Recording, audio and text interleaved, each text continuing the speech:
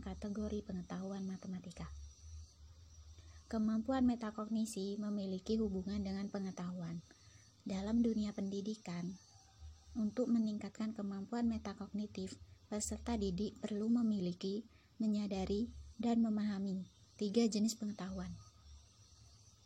3 jenis pengetahuan itu, yang pertama yaitu pengetahuan deklaratif, yang kedua yaitu pengetahuan prosedural, yang ketiga pengetahuan kondisional. Yang pertama yaitu pengetahuan deklaratif. Pengetahuan deklaratif adalah informasi faktual yang diketahui oleh seseorang. Pengetahuan ini dapat diungkapkan baik dengan lisan maupun tulisan. Maksudnya yaitu informasi yang dibicarakan berdasarkan kenyataan atau kebenaran yang sesuai dengan fakta. Contoh, ketika seorang peserta didik mengetahui apa sih definisi segitiga, apa sih definisi persegi, dan apa sih definisi trapesium. Definisi segitiga yaitu bangun datar yang dibatasi oleh 3 buah sisi dan mempunyai 3 buah titik. Selanjutnya yaitu definisi persegi. Definisi persegi adalah bangun datar yang dibentuk oleh 4 buah rusuk yang sama panjang dan memiliki 4 buah sudut yang semuanya sudut siku-siku. Yang terakhir yaitu definisi trapesium, yaitu segi 4 yang memiliki tepat 1 pasang sisi sejajar. Nah, dari definisi bangun datar tersebut termasuk dalam pengetahuan deklaratif, karena apa yang diketahui oleh peserta didik tentang definisi bangun datar tersebut sesuai dengan kenyataan atau fakta yang mereka ketahui. Cukup sekian dari saya, kurang lebihnya mohon maaf.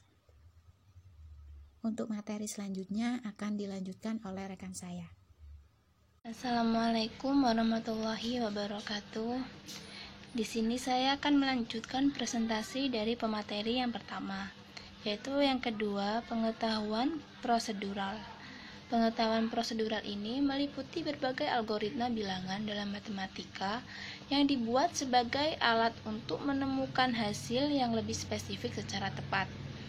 Nah, pengetahuan prosedural juga mengarahkan kemampuan membaca dan membuat grafik serta tabel dan melaksanakan konstruksi geometri seperti persamaan pada 2 variabel atau sebagainya. Nah, pengetahuan prosedural ini bisa kita bedakan melalui pemahaman konseptual yang bisa kita bedakan melewati konteks tugas seperti tugas harian atau tugas mingguan atau juga bisa UTS. Nah, pengetahuan prosedural juga sering direfleksikan dalam kemampuan siswa untuk menghubungkan sebuah proses algoritma dengan situasi masalah yang diberikan, untuk mengerjakan algoritma dengan benar dan mengkomunikasikan hasil algoritma ke dalam konteks masalah. Contoh pengetahuan prosedural yaitu yang pertama, menentukan luas persegi panjang. Nah, siswa bisa menyelesaikan luas persegi panjang ini dengan cara memasukkan bilangan-bilangan yang sudah diketahui kepada rumus-rumus luas persegi panjang. Nah, yang kedua, menentukan tinggi segitiga. Yang ketiga, menggambar grafik. Dan yang keempat, menyelesaikan persamaan kuadrat. Nah, cara-cara menerapkan rumus matematika seperti contoh pengetahuan prosedural yang keempat tersebut, ini sudah termasuk dalam pengetahuan prosedural. Sekian dari saya, akan dilanjut oleh pemateri yang ketiga. Nah, baik, di sini saya akan menjelaskan tentang pengetahuan kondisional. Untuk pengetahuan kondisional itu sendiri adalah pengetahuan dalam hal kapan dan mengapa pengetahuan deklaratif serta pengetahuan prosedural itu digunakan. Nah, untuk pengetahuan kondisional itu sendiri memiliki fungsi lebih dari pengetahuan prosedural. Nah, maksudnya apa? Jika pengetahuan prosedural itu hanya menekankan pada bagaimana cara menggunakan rumus, maka untuk pengetahuan kondisional itu justru lebih berfungsi untuk memberikan arahan kepada kapan rumus itu digunakan, seperti itu. Untuk belajar pengetahuan kondisional, berarti kita disuruh untuk menerapkan logika implikasi. Maksudnya seperti apa? Contohnya itu seperti jika titik-titik, maka titik-titik. Nah, bila dikaitkan dengan soal, maka contohnya seperti suatu soal yang dimunculkan itu akan diolah dengan cara jika soalnya begini, maka caranya seperti ini. Atau jika soalnya seperti ini, maka rumus yang digunakan adalah seperti ini. Nah, seperti itu. Kita beralih pada contoh soal. Di sini contoh dari pengetahuan kondisional itu sendiri. Contohnya, apabila terdapat sebuah soal yang berbunyi, tentukanlah nilai X jika diketahui vektor A sama dengan 3,4, X dan B 2,2,7 saling tegak lurus. Nah, untuk menjawab soal ini, selain membutuhkan pemahaman konsep serta pengetahuan deklaratif dan pengetahuan prosedural terlebih dahulu, maka soal ini juga memerlukan pengetahuan kondisional. Seperti apa? Nah, kita lanjut untuk menjawab soal yang sudah ada. Yang pertama, mengenali bahwa soal ini merupakan perkalian skalar dua vektor adalah pemahaman konsep. Seperti itu. Kita susun satu persatu. Untuk mengingat rumus A dot B sama dengan A1 B1 plus A2 B2 plus A3 B3 adalah pengetahuan deklaratif, gitu kan. Nah, seperti yang sudah dijelaskan sebelumnya. Untuk yang ketiga, menggunakan A dot B sama dengan 3 dikali 2 ditambah 4 dikali 2 ditambah X dikali 7 adalah pengetahuan prosedural. Karena mengapa? Karena di situ rumus digunakan. Nah, untuk pengetahuan kondisional itu sendiri, di sini kita menetapkan A dot B sama dengan 0. Sehingga 3 dikali 2 ditambah 4 dikali 2 ditambah X dikali 7 sama dengan 0. Seperti itu seterusnya sampai kita menemukan hasil, yakni X sama dengan negatif 2. Nah, X sama dengan negatif 2 itu adalah pengetahuan kondisional. Seperti itu.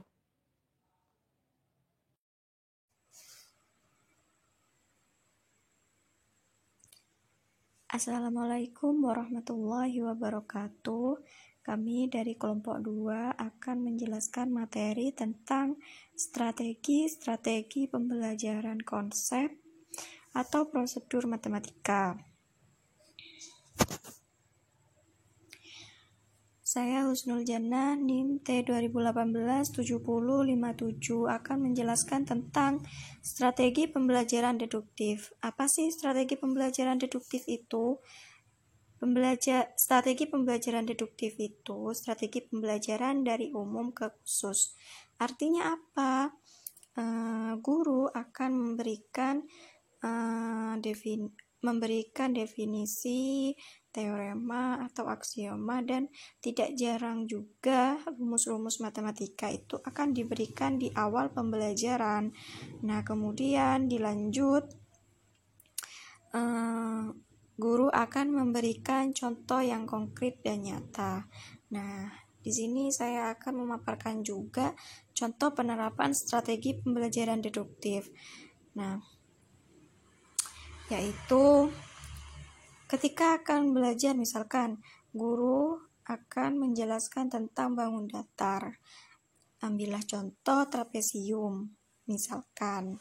Nah, guru itu langsung memberikan definisi tentang trapesium beserta sifat-sifat trapesium. Nah, kemudian guru akan menunjukkan beberapa bangun datar. Ambillah contoh seperti persegi panjang, segitiga, trapesium, jajar genjang, dan lain sebagainya. Kemudian guru itu meminta kepada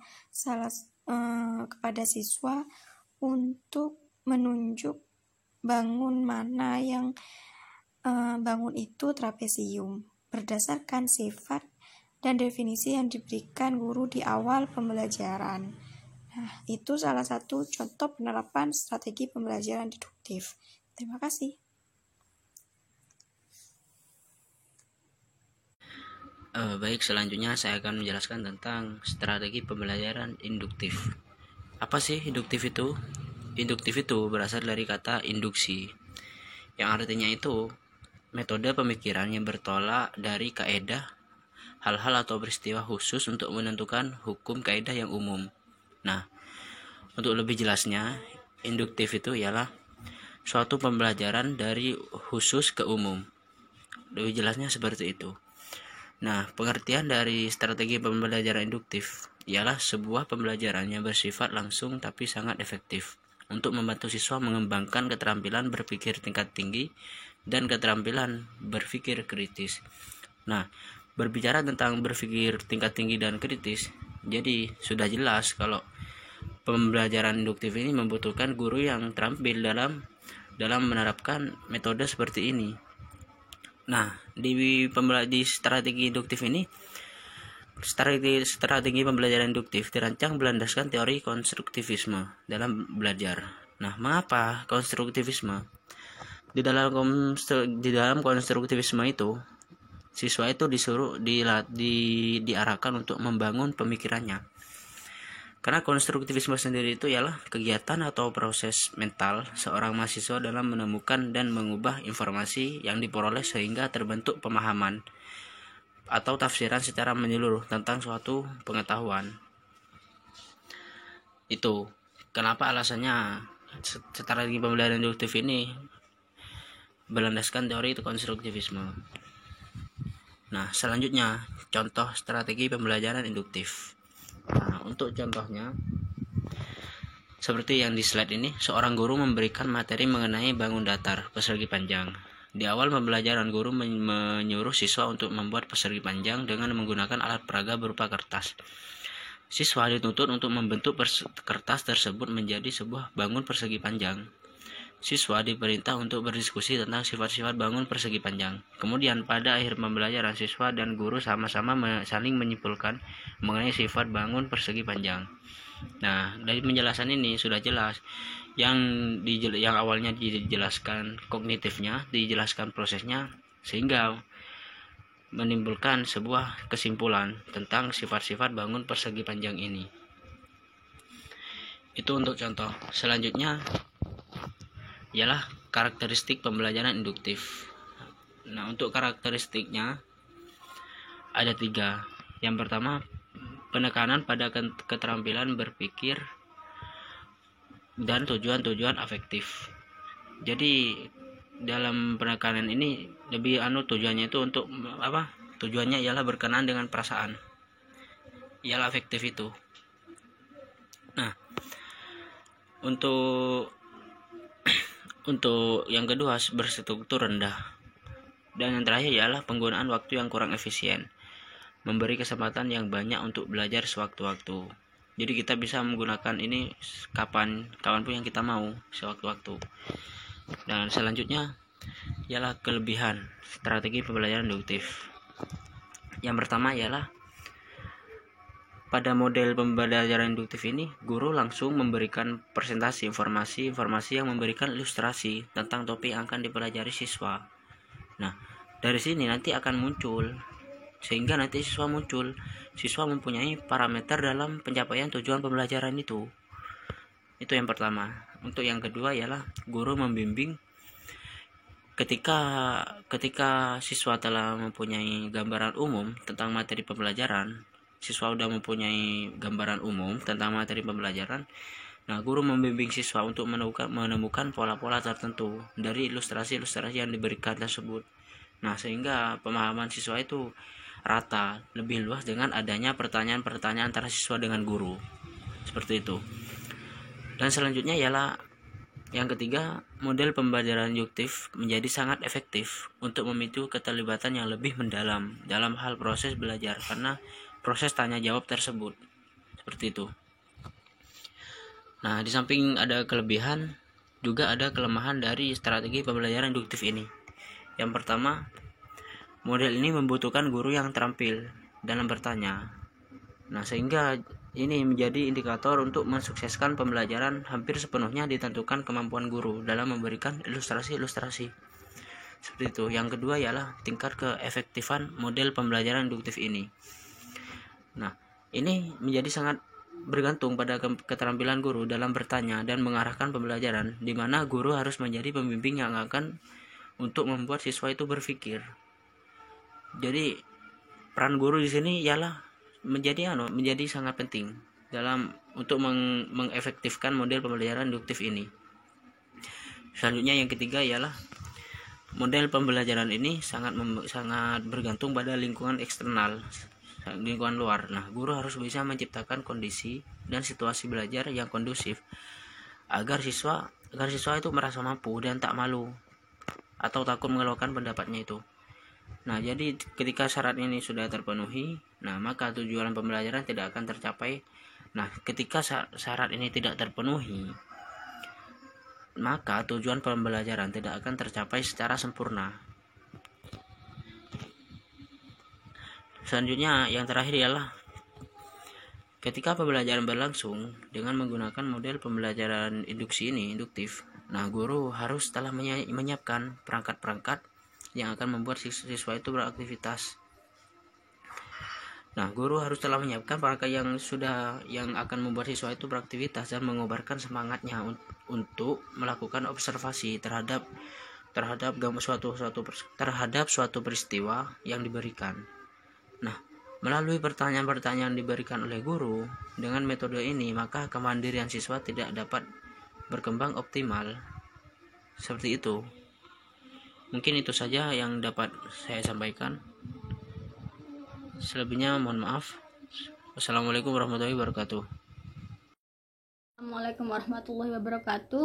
Di sini saya akan menjelaskan tentang strategi pembelajaran active learning. Apa sih pembelajaran active learning itu?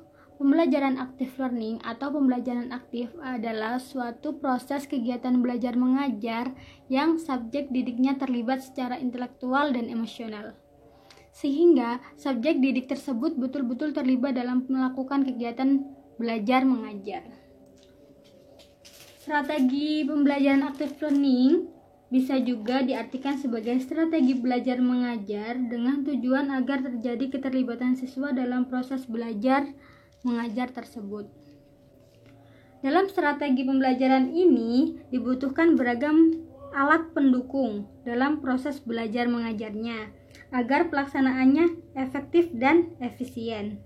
Apa sih aspek-aspek tersebut?